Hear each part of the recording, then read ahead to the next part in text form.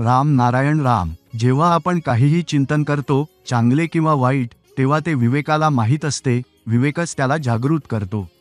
आपल्या राम नारायण राम जपामुळे विवेकाला अन्न मिळतं. त्यामुळे जेव्हा आपण मेडिटेशन कराल तेव्हा आपल्याला बाहेरच्या विचारांची कल्पना येईलच, पण काही वेळाने ते आपोआप निघून जाईल. कोणतेही चिंतन येणार नाही. तुम्हाला पुण्य मिळेल, शरीर चांगले होईल आणि आपल्या आत असलेली आत्मा जागृत होईल. त्यामुळे तुम्हाला कधीही वृद्धावस्था येणार नाही. आपल्याकडे इच्छामृत्यूचा अधिकार आहे, परंतु झाडे, पाणी, सूर्य, हवा, पृथ्वी यांना इच्छामृत्यूचा अधिकार नाही. त्यांना मरण्याशिवाय पर्याय नाही, कारण ते आराम करू शकत नाही, झोपू शकत नाही. त्यांना काही अधिकार नाही, परंतु मानवाला हे सर्व करण्याचा अधिकार आहे. त्यामुळे मानवाने विवेकासह वडिलांप्रमाणे वडीलपुत्राचे नाते ठेवले पाहिजे. मेडिटेशन नेहमी त्यावेळेस करा जेव्हा तुम्ही पूर्णपणे मोकळे असाल. झोपेचीही आवश्यकता असते. जर कोणालाही 4 दिवस झोप येत नाही तर तो वेडा होईल. तुम्ही मेडिटेशन झोपून, झोपा घेत किंवा बसून करू शकता. कोणतीही व्यक्ती कर्म करत नाही. झाडे पौधे कापून माणूस घर बांधतो, मग ते झाडे पौधे कुठे जातील? त्यामुळे निसर्गाचा आदर करा आणि निसर्ग आणि आपल्या विवेकापासून भीती बाळगा. विवेकाचे खरे नाव राम नारायण राम आहे.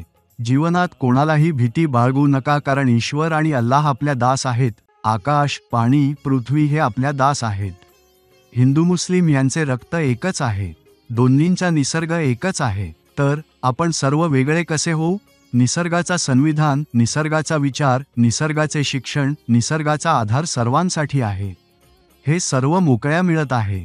कोणत्याही धर्माने जन्म घेतलेला नाही. सर्व लोक आकाशाचा धर्म घेऊन जन्मले आहेत.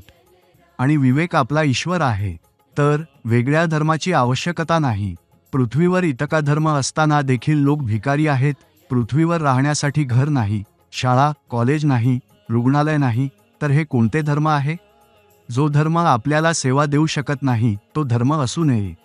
म्हणून सर्वांना जागृत होणे आवश्यक आहे. मेडिटेशन करा. मेडिटेशनमुळे सर्व काही चांगले होईल. हे सर्व आपण सर्वजण ओळखतो की निसर्ग आणि आपण यात काहीही भेद नाही. निसर्ग आहे तर आपण आहोत. आकाशात आणि निसर्गात जे काही आहे ते सर्व आपल्या शरीरात समाविष्ट आहे. निसर्गाला जर आपण हटवले तर कोणताही धर्म, जात किंवा विचारधारा टिकणार नाही. आज पृथ्वीवर जे काही आहे ते सर्व निसर्गाचेच योगदान आहे. आपल्याला नेहमी निसर्गाची पूजा करावी पाहिजे, त्याला आठवावे पाहिजे. आकाशचे आभार मानावेत की त्याने आपल्याला हे जीवन आणि सर्व भौतिक सुखसुविधा दिल्या. एक गोष्ट सर्वांनी नेहमी लक्षात ठेवावी की आपला निसर्गाशी संबंध असावा लागतो आणि आपल्या विवेकाच्या शक्तीवर विश्वास ठेवावा लागतो. आणि हे सर्व काही राम नारायण राम नामाने जोडून शक्य होईल. हे बीज मंत्र आपल्यात पूर्ण आहे, जो आपल्या जीवनाची दिशा आणि दशा दोन्ही सकारात्मक बनवतो. म्हणून प्रत्येकाने या नामाशी जोडले पाहिजे आणि आपले जीवन धन्य बनवले पाहिजे.